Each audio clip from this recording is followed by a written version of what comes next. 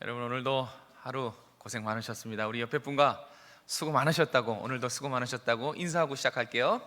오늘도 수고 많으셨습니다. 네, 오늘도 수고 많으셨습니다. 방금 전 가사가 나는 주를 섬기는 것에 후회가 없습니다, 이런 가사가 들렸었는데, 오늘도 후회 없이 하나님과 또 예배와 영혼들 섬기셨나요? 아멘. 감사합니다. 오늘은 계속 에베소서를 진행하고 있는데 벌써 4장 후반절까지 왔습니다. 오늘은 교회에 대해서 이 다음 구절도 비슷한 교회 연합과 교회 성장, 부흥일 텐데요. 오늘은 교회의 연합과 성장에 대해서 한번 같이 살펴보려고 합니다. 우리가 교회입니다. 믿으십니까? 네, 교회는 건물이 아니에요. 오정성화 교회가 어딥니까 했을 때 건물을 보통 가르치는데, 그건 이제 우리가 습관이 돼서 그런 거고, 정말로 성경에서 가르친 교회는 예수님을 구주로 섬기는 사람들의 모임 중에 이 오정동에 있는 우리 이 모임을 말하는 겁니다. 그래서 우리 이 거룩한 모임이 교회로 그러는 거예요. 그래서 여러분 한 사람 한 사람도 교회고, 이 교회들이 다 같이 모여서 예배드린 지금 이곳은 교회 공동체입니다. 교회는 자라야 됩니다. 성장해야 되고 부흥해야 돼요. 아마 대부분의 목회자들의 관심은 교회 성장과 영적 부흥일 것입니다. 교회들 다 그렇죠. 우리 성도 여러분들도 마찬가지일 텐데, 교회의 성장과 또 영적 부흥, 어떻게 이 다음 세대를 잘 이어서 교회를 평안하게 든든히 세울까, 이 관심들 사실 다 가지고 있어요. 지금 한국 교회는 이 성장과 부흥에 아주 목말라 있습니다. 거의 침체고, 예전에 그 뜨거웠던 수련회도 얼마나 재밌었습니까? 그죠? 금요심야 얼마나 뜨거웠습니까? 정말 그 이야기 보따리 짐을 풀면 한도 끝도 없죠, 그죠? 밤새도 모자랄 정도로 그 뜨거웠던 우리의 그 열기, 그리고 열심, 이런 것들이 다 부흥이고 성장이었어요. 근데 그런 것들이 지금 많이 사그러들어서 시들어서 한국 교회는 지금 이 성장과 부흥에 목말라 있어요. 몸살이 나 있습니다. 그런데 부흥과 성장 자체는 나쁜 게 아니지만, 이 자칫 잘못하다가는 교회가 곤란해질 수가 있습니다. 그러니까 성장과 부흥 자체가 나쁜 거는 아니지만, 어떤 성장과 부흥을 추구하느냐가 정말 중요해요. 자칫 잘못했다가는 교회가 완전히 세속화에 빠질 수가 있어요. 그래서 교회 성장을 추구하고 부흥을 추구했지만 교회가 세속화돼 버린, 오히려 더 안 하느니만 못한 그런 경우들이 참 많았어요. 우리 주변에도 참 많이 있습니다. 교회는요, 다른 방법은 다 안 통해요. 하나님의 방법, 성경의 원리로 세워야 교회가 그리스도의 몸으로 온전히 세워지는 거예요. 지금 이 모임은 사실 기적이에요. 저녁 시간에 이렇게 모일 수 있어서, 예배로 모일 수 있는 것은 정말 기적이고, 이렇게 만드신 하나님께 제가 얼마나 감사한지 모릅니다. 그런데 이 모임, 이 공동체가 다른 방법은 세워지지가 않아요. 세상에 다른 방법들 다 교회들이 사용해봤지만, 다 시도해봤지만 통하지가 않았어요. 교회 성장과 부흥은 하나님께 달린 거예요. 하나님의 방법을 추구해야 되고, 기도해야 되고, 또 성경의 원리대로 그렇게 교회는 세워져 가고 성장해 가고 부흥해 가는 것입니다. 오늘 본문이 바로 교회의 성장, 영적 부흥의 원리를 가르쳐주는 말씀이에요. 다른 데에 귀 기울일 것이 아니라 오늘 말씀을 잘 들여다보면 됩니다. 그래서 정말 우리가 다시 영적으로 우리 교회도 부흥하고 또 성장하려면, 그러니까 여러분 한 분 한 분, 우리 성도님들 한 분 한 분이 믿음과 인격이 성장하고 성숙해야 되는 것이고, 또 영적으로도 부흥해야 됩니다. 기도가 살아나고 구령의 열정이 살아나고 거룩함이 살아있는 그런 교회가 우리도 돼야 돼요. 그게 교회의 성장이고 부흥이에요. 그럼 문제는 무엇인가? 문제는 교회의 성장과 부흥을 위해서 무엇을 해야 되는가, 우리가 여기에 신경을 많이 쓰는데 아니에요. 이 패러다임 자체가 달라요. 교회 성장을 위해서 무엇을 해야 되는 거가 아니라 성경이 무엇을 말씀하시는가, 거기에 우리가 귀 기울이는가, 이게 중요해요.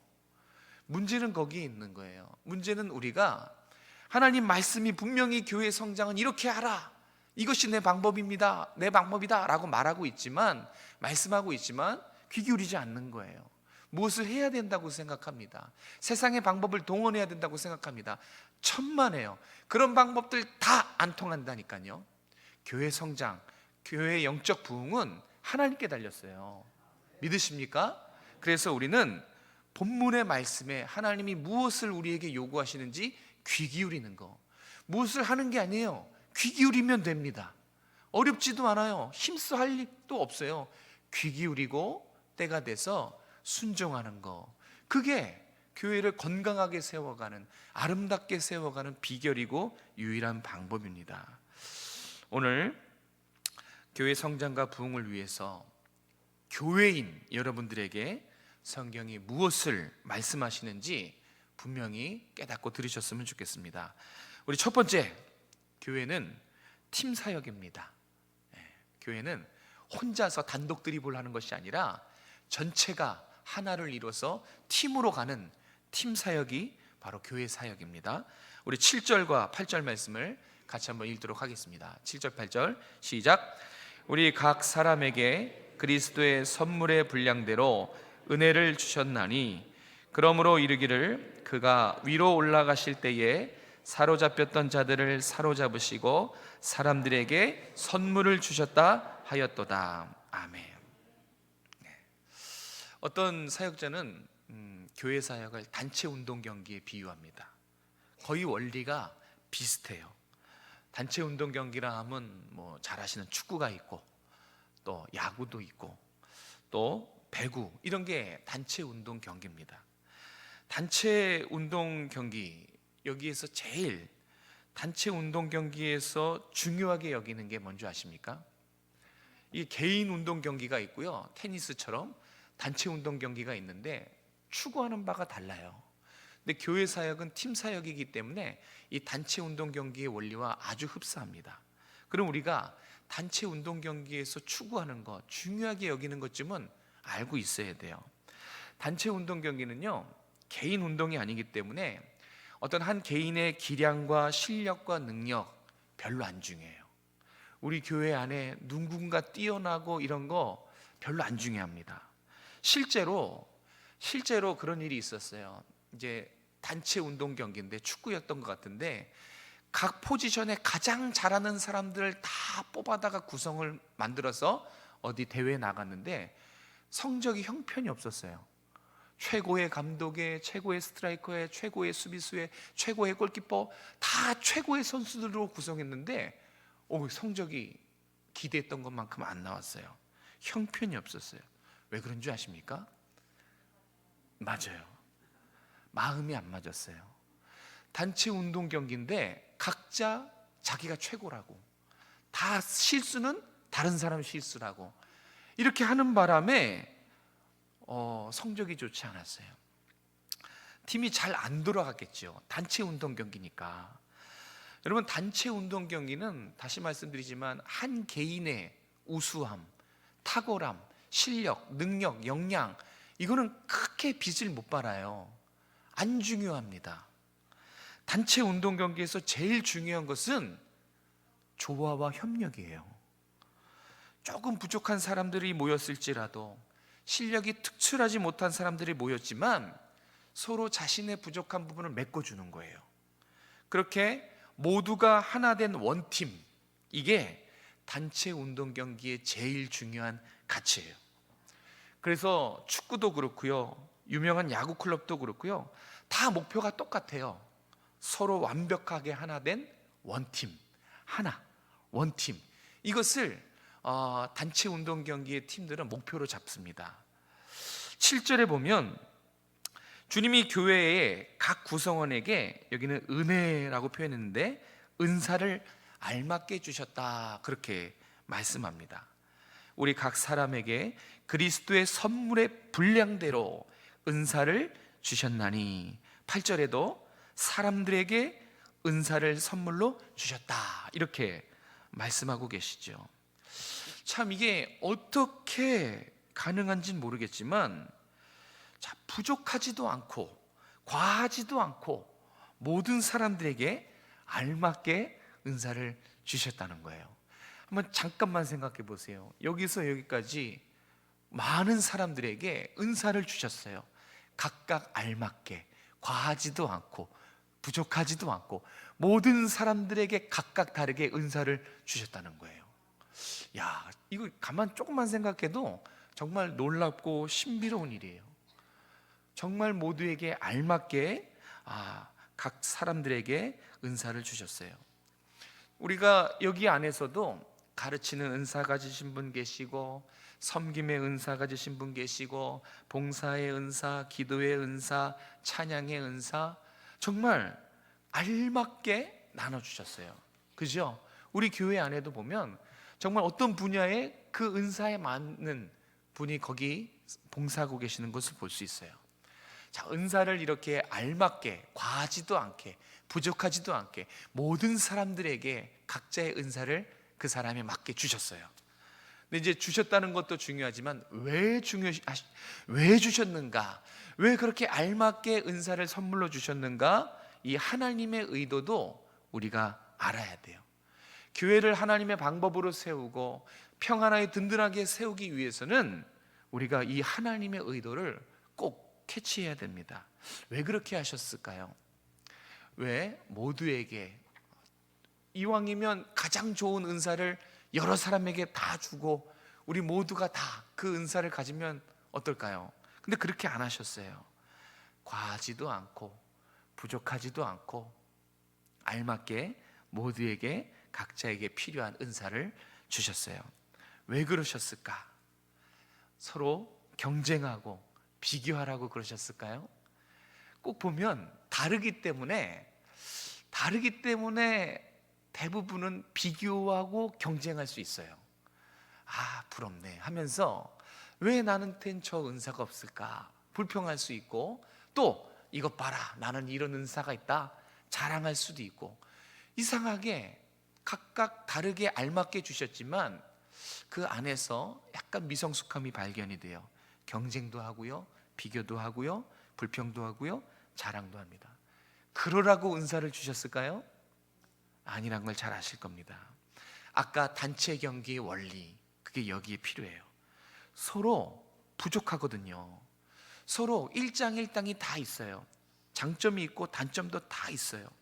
서로 부족하고 연약한 그런 부분들이 다 있는데 자신의 가진 은사로 보완하라고, 협력해서 이렇게 교회를 세워가라고, 그래서 은사를 각각 알맞게 주셨던 것입니다. 기억하셨으면 좋겠어요. 부족하기 때문에 은사를 다르게 주셨어요. 서로에게 장단점이 있기 때문에 서로 보완하라고, 은사를 가지고 서로를 이렇게 세워주라고, 그래서 최종적으로 그리스도의 몸된 이 오정성화교회를 아름답고 건강하게 바르게 세우라고, 과하지도 않고 부족하지도 않고 각자 모두에게 알맞게 은사를 주셨어요. 그래서 각자 받은 은사를 열심히 사용하면 돼요. 나에게 맡겨진 직분과 나에게 맡겨진 역할과 은사를 각자 열심히 자기 자리에서 그것을 활용하면 정말 큰 무리가 아름답게 그렇게 세워져 가는 그런 모습들을 볼 수 있을 것입니다. 하나님은 교회 성장과 부흥을 팀 사역으로 이루기를 원하세요. 누구 한 명도 소외되지 않고 누구 한 명이 드러나지도 않고 그렇게 팀으로 이렇게 교회가 아름답게 세워져 가기를 원합니다. 재능이 있고 재력이 있는 어떤 한 개인의 혼자의 힘으로 이렇게 세워지는 것이 아니라 실수도 많고 미성숙하기도 하고 삐지기도 잘하는 정말 고만고만한 사람들이 자신을 낮추고 때로 참아가며 때로 울기도 하며 그렇게 서로 양보하면서 조화와 협력 가운데 이렇게 교회를 세워가길 원하시는 거예요. 이게 팀 사역이에요. 모두가 자신을 내려놓고 자신의 은사로 교회를 세워가는 것입니다. 이랬을 때 주님이 원하시는 아름답고 건강한 이 땅의 오종성화교회, 주님의 교회가 탄생하는 것입니다. 팀 사역이라는 것을 꼭 기억하셨으면 좋겠어요. 그래서 비교 경쟁이 아니라 조화와 협력이에요. 다 일장일단이 있어요. 그죠? 그래서 나도 잘하는 게 있고 나도 부족한 게 있어요. 그래서 잘하는 것을 자랑하고 부족한 것을 원망하고 그러는 게 아니라 내가 잘하는 것으로 남을 섬기고 내 부족한 것으로 남에게서 채움받고 그렇게 조화와 협력으로 같이 자기의 자리에서 열심히 은사를 개발하는 거.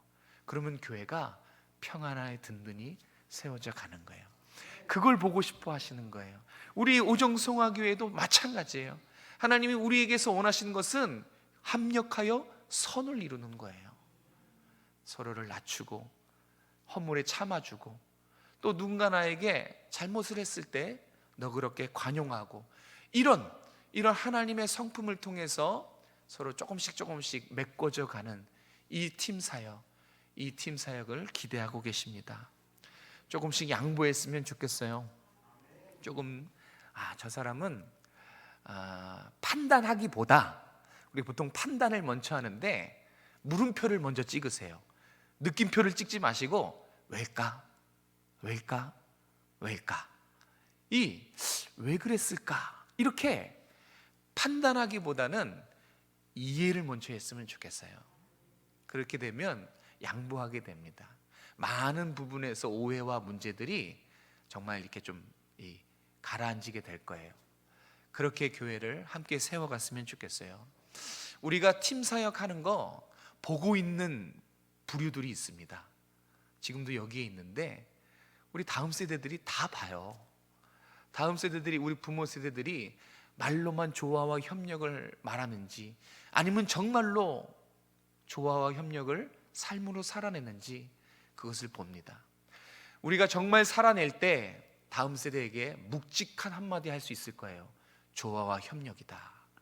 그것은 우리가 살아냈을 때에 다음 세대에게 가르칠 때 묵직하게 전해지는 거예요. 그런데 우리가 살아내지 못하고 말로만 조화와 협력을 외칠 때는 우리 아이들도 압니다. 저것은 말로만 하는 거구나. 다 압니다. 그러니까 우리는 행동하고 실천해야 돼요. 그래야 우리 오정성화교회가 우리 다음 세대들에게 정말 서로 배려하고 서로 조화하고 협력하는 그 신앙의 모습을 전해줄 수가 있는 것입니다. 교회는 팀 사역입니다. 양보하고 이해했으면 좋겠어요. 두 번째, 11절과 12절 말씀을 같이 읽겠습니다. 11절 12절 시작. 그가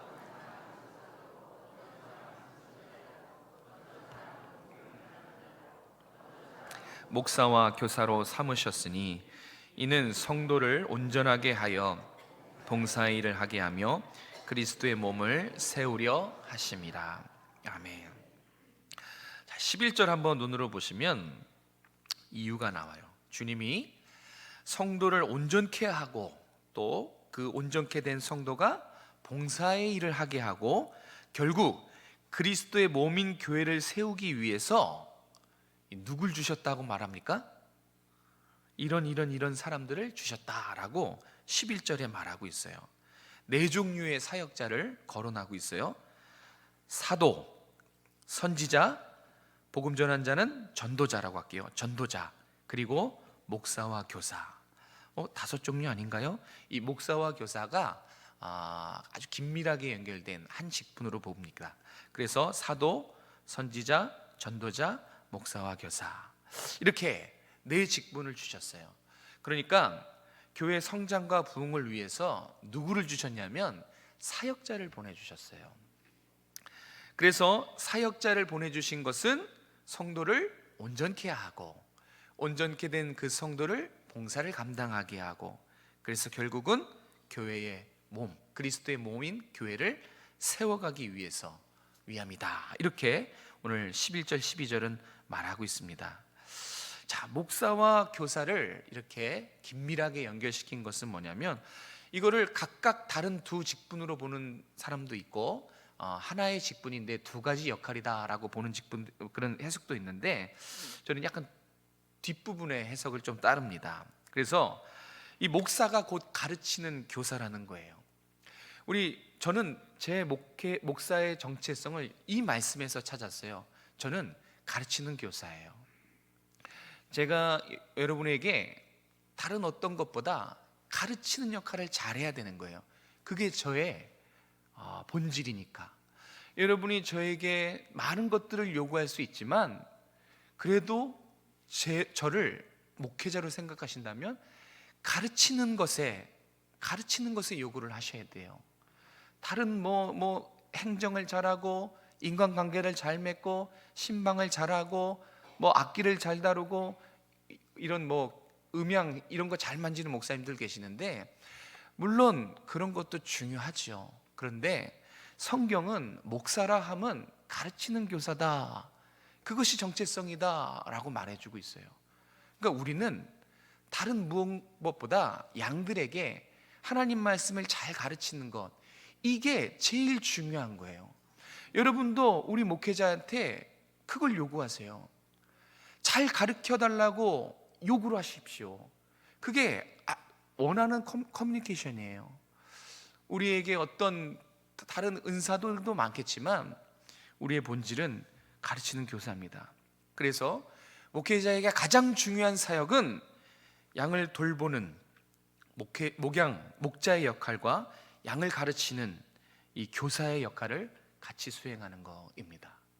성도에게 하나님 말씀을 바르게 해석해서 전해주는 것, 그리고 성경 공부라든지 양육을 통해서 성도들을 온전한 사람 만드는 것, 그래서 나중에는 봉사일을 하게 되고 그렇게 점점 성도들을 온전한 성도, 성숙한 성도를 만들어서 결국 교회가 점점 성장하고 부흥하는 것, 그게 우리가 존재하는 이유예요. 우리 목회자가 존재하는 이유예요. 여러분도 그걸 꼭 아셨으면 좋겠어요. 제가 존재하는 이유가 뭐라고요?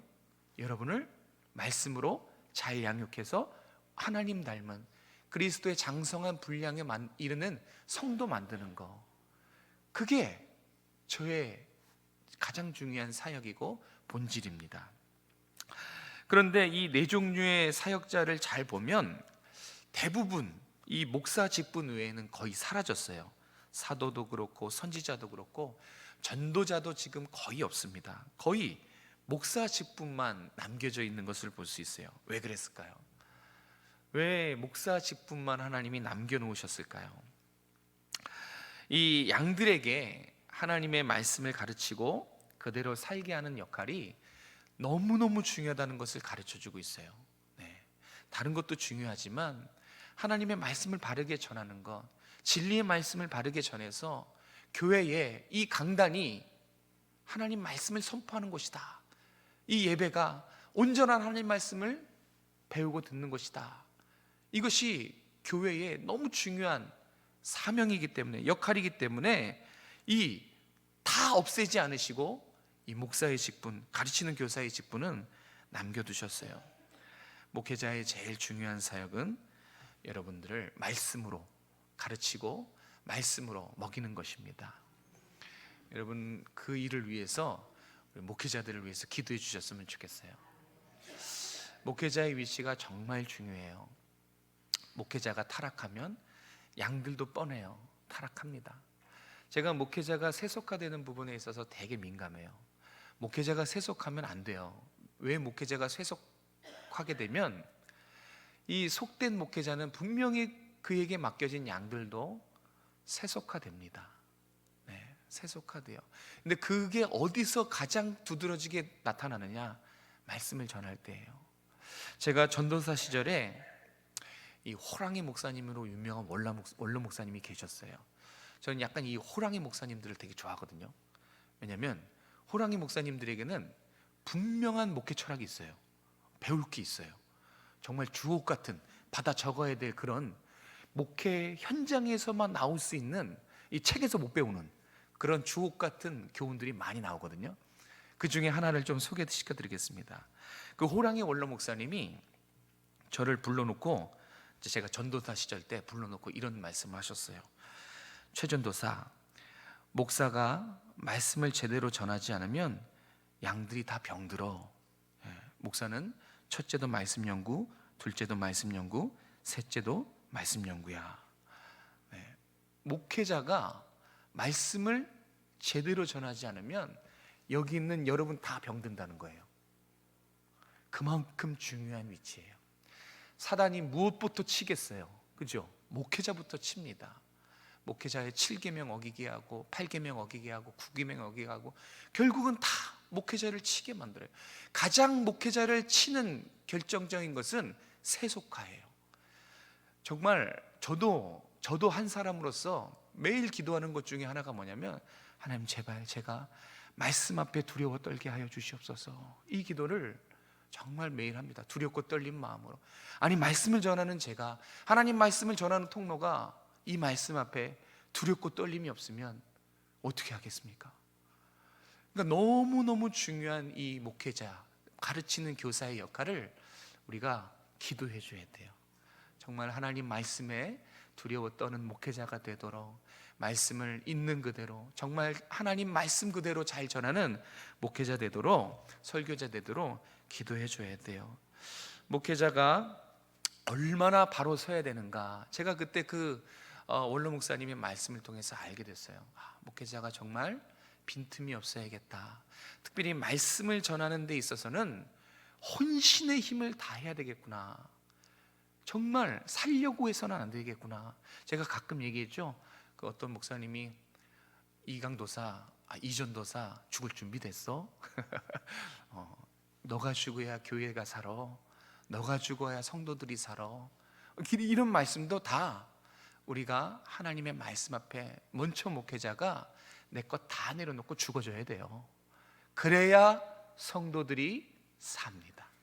그래야 여러분들이 말씀을 전하는 목회자에게서 뭔가 가마력 있는 하나님의 말씀을 듣고 깨닫는 거예요. 다르구나. 그게 어디서 나와요? 죽으려고 할 때, 설교자들이 살려고 하면 이런 게 안 나와요. 성도들을 사랑해서 하나님 앞에서 두려운 줄 알고 죽으려고 할 때 정말 쥐어짜는 수밖에 없어요. 쥐어짜고 또 짜고 또 짜고 너덜너덜해질 때까지 쥐어짜고 또 짜고 할 때, 그때 하나님이 은혜를 주시더라고요. 너무너무 중요합니다. 이 목회자가 바르게 하나님 말씀을 전할 때 성도들이 성장하는 거예요.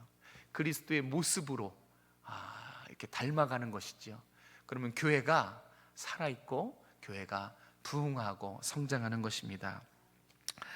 여러분, 교회는 이렇게 주님이 사역자를 주시고 또 은사를 주셔서 하나님의 방법으로 세워가세요. 다른 방법은 아예 생각도 하지 마세요. 다른 방법은 생각하지 마세요. 다 해봤어요. 안 통해요. 하나님이 주신 말씀에 귀 기울이세요. 분명히 나와 있잖아요. 다른 방법 있지만 이 방법이 제일 좋아요. 교회는 누가 제일 잘 알아요? 하나님이 제일 잘 알아요. 교회 누구 손에 달렸어요? 하나님의 손에 달렸어요. 그 교회를 위해서 목회자도 보내주시잖아요. 우리 김영진 목사님이 그래서 오셨고, 제가 하나님 앞에 좀 때를 떴습니다. 하나님, 왜 빨리 안 보내주시고 다 힘들고 그랬을 때, 지쳤을 때 보내주십니까? 근데 그때 제가 깨달았던 건 나의 시간과 하나님의 시간, 나의 계획과 하나님의 계획이 다르다는 걸 깨달았어요. 그런데 하나님의 시간과 하나님의 계획이 정확합니다. 때가 돼서 사역자를 보내주시고 만드셔서 교회를 세워가게 하세요. 그리고 은사를 주세요. 우리 모두에게 은사를 주셔서 그거를 활용하게 하셔서 교회를 세워가십니다. 여러분, 우리 주님이 교회를 얼마나 사랑하시는 줄 아십니까? 여러분 한 분 한 분을 주님이 너무 사랑하시죠.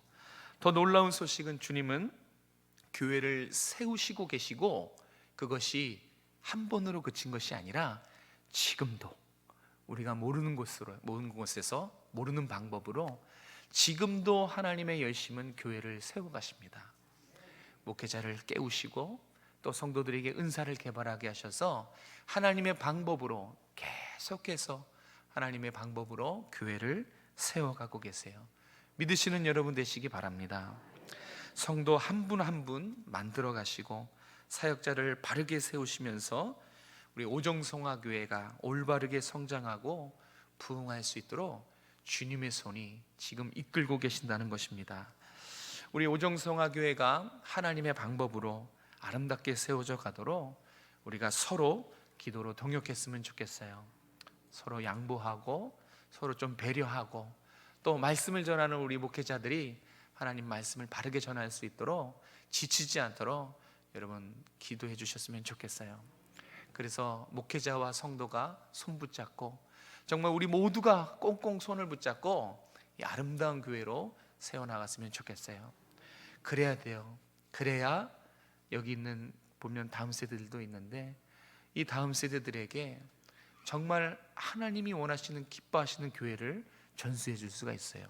그 모든 일에 여러분 한 분 한 분이 다 동원된 거예요. 과하지도 않고 부족하지도 않고 어떻게 그럴 수 있죠? 각자에게 모두 알맞은 대로 은사를 주시고 사역자를 보내주셔서 그렇게 우리 오정성화교회의 미래를 세워가고 계십니다. 같이 기도하고 함께 협력했으면 좋겠어요. 기도하겠습니다. 거룩하신 하나님, 자비하신 하나님, 주님의 사랑과 은혜를 감사드립니다. 오늘 하루도 주의 날개 그늘 아래 쉬고 안식하며 말씀과 주님과 교제를 나누게 하신 것을 감사드립니다. 이제 세상으로 파송하기 전에 다시 주의 말씀 앞에 겸손히 순종하기 원합니다. 하나님, 우리 모든 성도들 세상에서 하나님의 방법과 하나님의 뜻대로 살아가게 도와주시고 이번 한 주간을 살아갈 때는 하나님 죄의 죽은 삶, 죄에 반응하지 않는 삶, 그리스도와 함께 천국을 소망하며 살아가는 이번 한 주가 될 수 있도록 우리의 믿음을 지켜보아여 주시옵소서. 특별히 우리의 다음 세대들 깨워주시옵소서. 주님만 하실 수 있는 줄로 믿습니다. 우리 부모 세대들의 기도가 마르지 않사오니 멈추지 않사오니 마침내 우리 부모 세대들의 기도와 말씀의 교육으로 우리 아이들이 아름답게 세워질 줄로 믿습니다. 그날이 속히 올 수 있도록 은혜 베풀어 주시옵소서. 감사를 드리며 살아계신 예수님의 이름으로 기도드렸습니다. 아멘.